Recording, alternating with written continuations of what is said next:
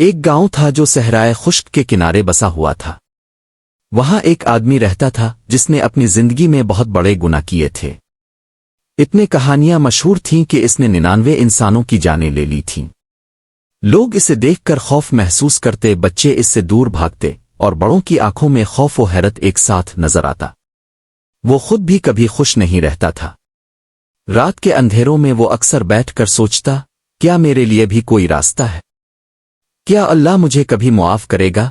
اس نے فیصلہ کیا کہ اسے کسی نیک اور عبادت گزار انسان سے مشورہ لینا چاہیے تاکہ وہ جان سکے کہ اس جیسے گناہگار کی بھی توبہ ممکن ہے یا نہیں۔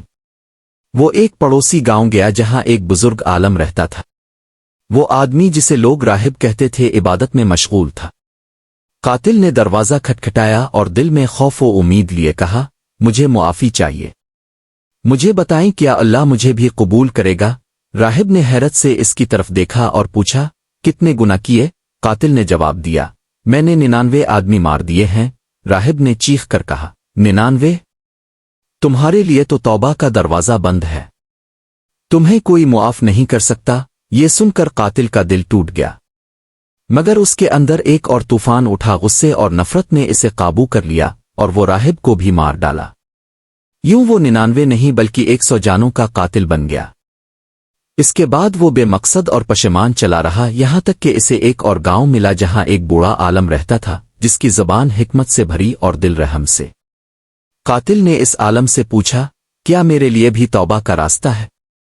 میں اپنی زندگی کے سب گناہ چھوڑنا چاہتا ہوں۔ وہ عالم نے اسے دیکھا اور کہا، اللہ کی رحمت سمندر کی مانند وسیع ہے، تمہارے گناہ صرف چند قطرے ہیں، اگر تم سچے دل سے لوٹو اللہ تمہیں معاف کر دے گا۔ قاتل کے آنکھوں سے آنسو بہنے لگے۔ عالم نے اسے بتایا، کاف نیکی کی بستی نور آباد میں جا کر وہ اپنی زندگی نئی شروعات دے سکتا ہے۔ قاتل نے ہمت جمع کی اور وہاں کے لیے نکل پڑا۔ سفر آسان نہ تھا، صحرا کی دھوپ، راتوں کی سردی، بھوک، تھکن، سب اس کا امتحان لے رہے تھے، مگر ہر قدم پر وہ اللہ کی طرف رجوع کرتا رہا، دعا کرتا رہا اور کہتا رہا، اے اللہ میں تیرے پاس آ رہا ہوں، میرے گناہوں کے بوجھ کے ساتھ نہیں بلکہ تیری رحمت کی طرف جا رہا ہوں۔ آخر کار وہ نیک لوگوں کی بستی کے قریب پہنچا، مگر اس کی موت کا وقت آ چکا تھا۔ وہ زمین پر گر گیا، سینہ بھرا ہوا، آنکھوں میں پشیمانی اور دل میں امید۔ اس نے آسمان کی طرف دیکھا اور دل میں کہا، اے رب میں تیرے دروازے تک پہنچنے ہی والا تھا مگر وقت سے پہلے آ گیا، مجھے وہاں قبول کر لے جہاں میں پہنچ نہ سکا۔ وہ فرشتے اس کی روح لینے آئے، ان کے درمیان بحث ہوئی۔ ایک کہنے لگا، یہ بہت بڑا گناہگار تھا، سزا ملنی چاہیے۔ دوسرے نے کہا، یہ تو سچی توبہ پر تھا، اللہ کی طرف لوٹ رہا تھا، اسے معاف کیا جائے گا۔ اللہ نے حکم دیا کہ دیکھا جائے کہ وہ کس بستی کے قریب مرا۔ گناہ کی آنے کی جب ناپا گیا تو وہ نیک لوگوں کی بستی کے زیادہ قریب نکلا۔ یوں اللہ نے اپنی بے پناہ رحمت سے اسے معاف کر دیا۔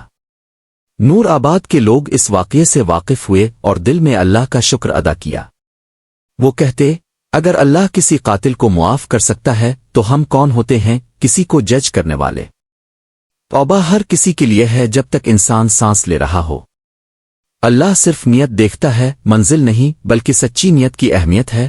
قاتل جو دنیا میں ایک خوف کا نشان تھا، اللہ کی رحمت کے ساتھ اپنی آخرت کی روشنی میں داخل ہوا۔ یہ کہانی ہمیشہ کے لیے ایک سبق چھوڑ گئی۔